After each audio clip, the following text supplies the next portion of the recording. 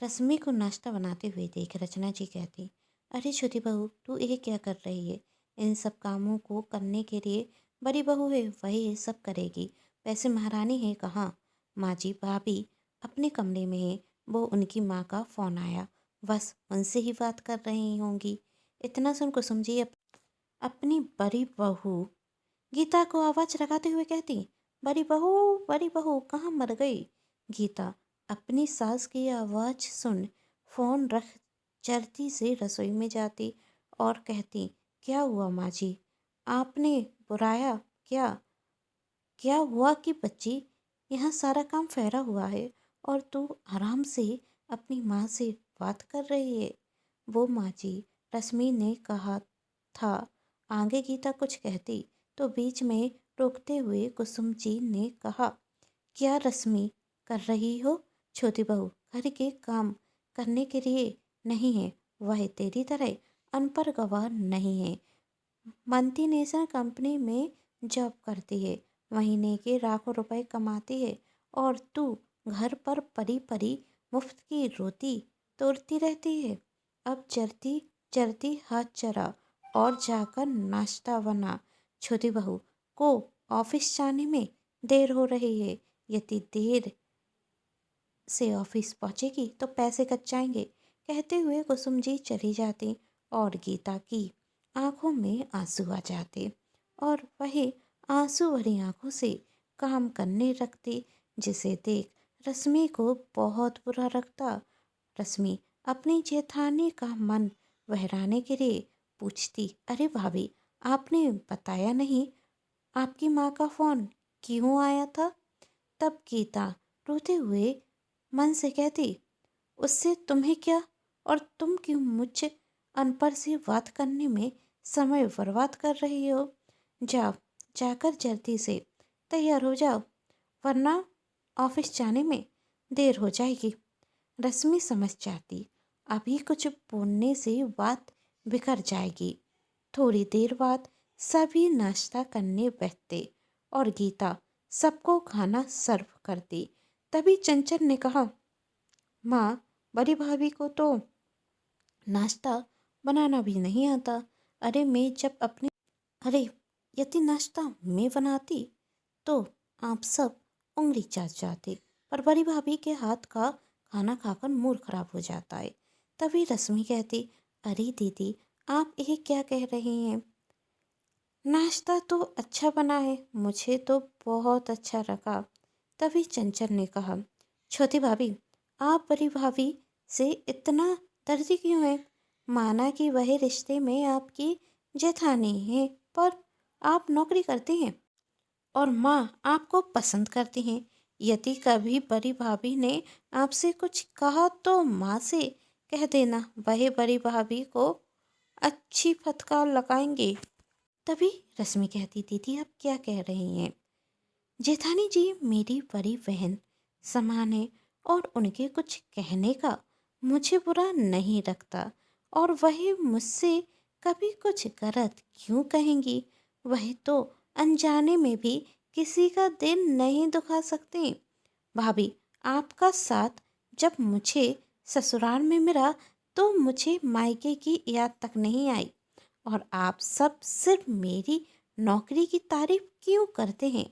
भाभी भी तो कितना काम करती हैं, सबकी पसंद का खाना बनाती हैं, सुबह जल्दी उठती हैं जिससे सबको समय पर नाश्ता मिल सके। हम सबको गरम नाश्ता कराती हैं और खुद धंधा खाती हैं, घर की साफ सफाई करती हैं और सबसे देर में सोती हैं।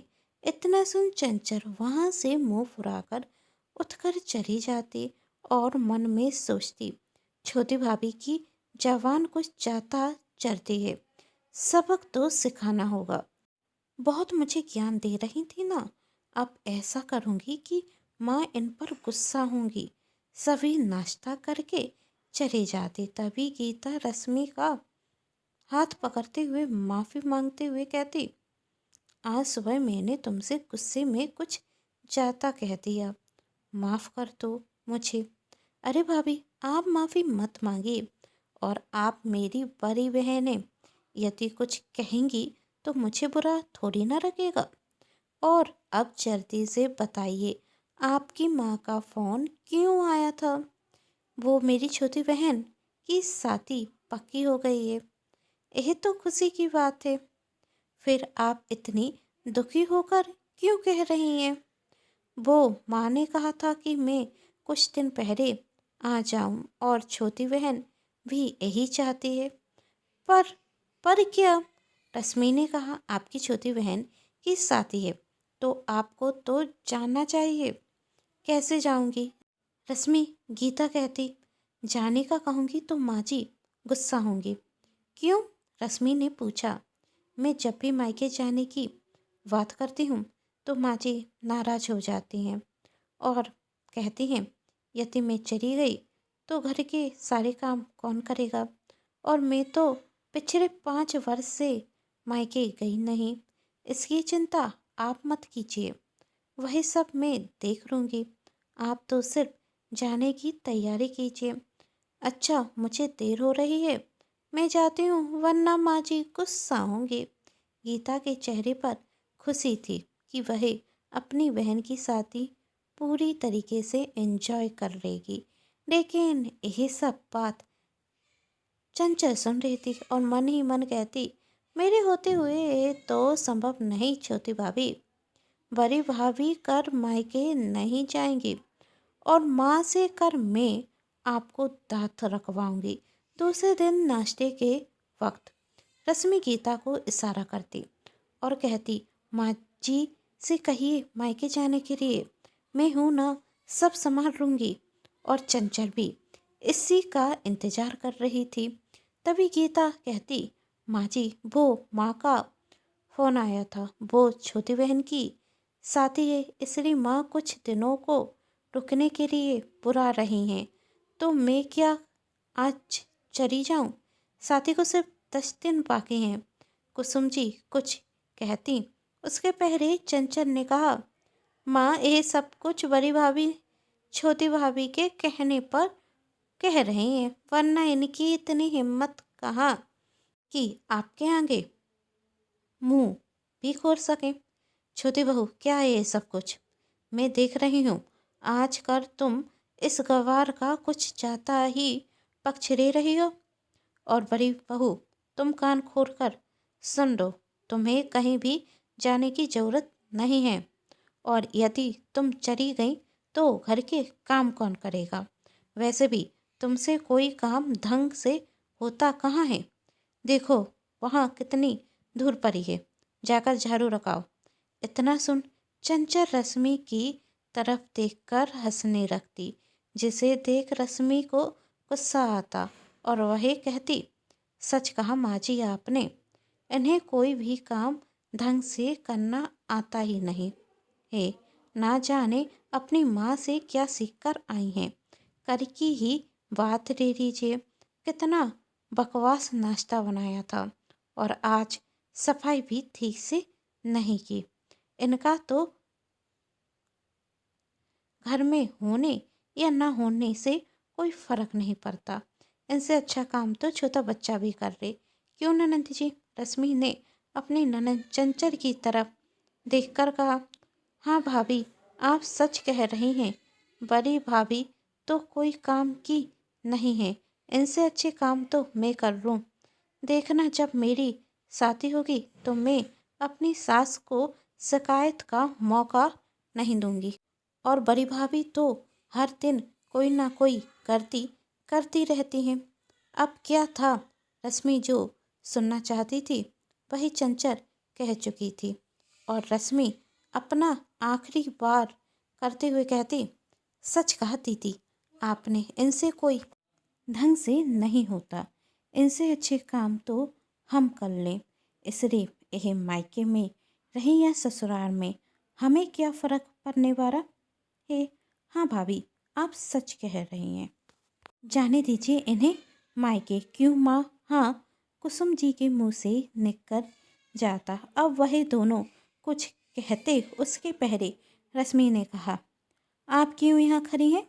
जाइए और जाकर पैकिंग कीजिए और अपनी माँ से इस बार कुछ काम सीख कर आना। पर बहू कुसुम जी आगे कुछ कहती तभी रश्मि ने कहा, माँ जी आप घर के कामों की चिंता मत कीजिए, मैं और ननंद जी मिलकर सारा काम कर लेंगे और यदि कोई गलती हो गई तो आप बता दीजिएगा। और वैसे भी कुछ समय बाद हमें ननंद जी की भी शादी करनी है, तो ननंद जी को भी घर के काम सीख लेना चाहिए, वरना कर के दिन इन्हें भी सास और ननंद की दात खानी पड़ेगी। कहते हुए रश्मि वहाँ से गीता के कमरे में जाती और कहती, क्या भाभी आप उदास होकर बैठ गई, जल्दी जल्दी पैकिंग कीजिए वरना माँ जी और ननंद जी का मूड बदल जाए। और यही कुछ पैसे ले लीजिए, आपको अपनी बहन को शॉपिंग भी तो करानी है। यह सुन गीता की आंखों में खुशी के आंसू आ जाते और वह रश्मि के गले रख जाती। तब रश्मि कहती, भाभी आपको क्या लगा मैं आपसे कभी कुछ गलत कह सकती हूँ? मेरे पास बस यही रास्ता था आपको मायके भेजने का।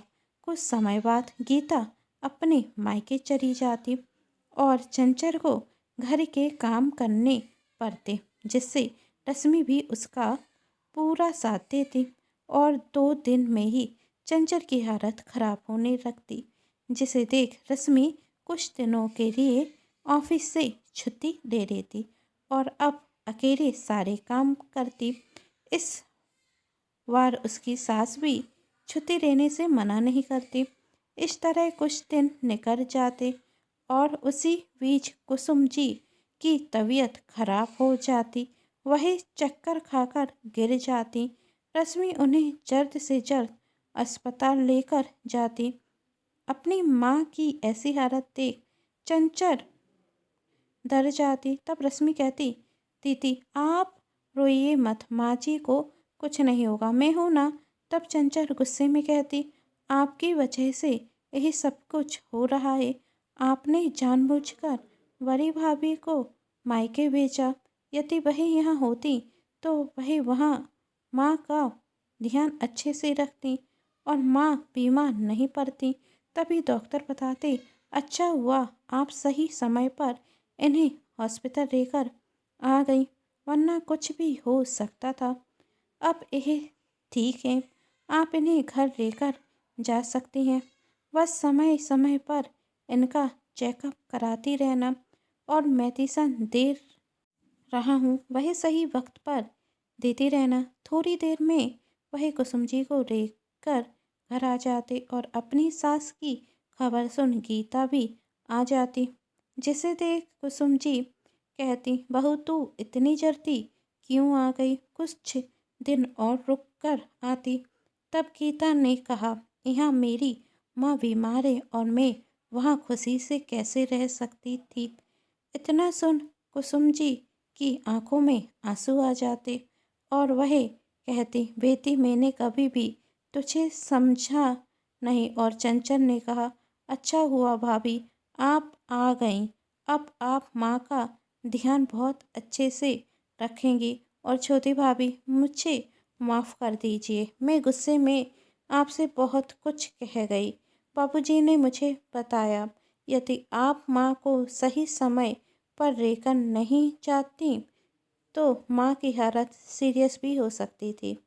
और बाद में मुझे पता चला माँ के इलाज के सारे पैसे आपने ही जमा किए हैं और आज के बाद में आप दोनों में कोई कमी नहीं देखूंगी, क्योंकि मैं समझ चुकी हूँ बहू भी बेटी होती है।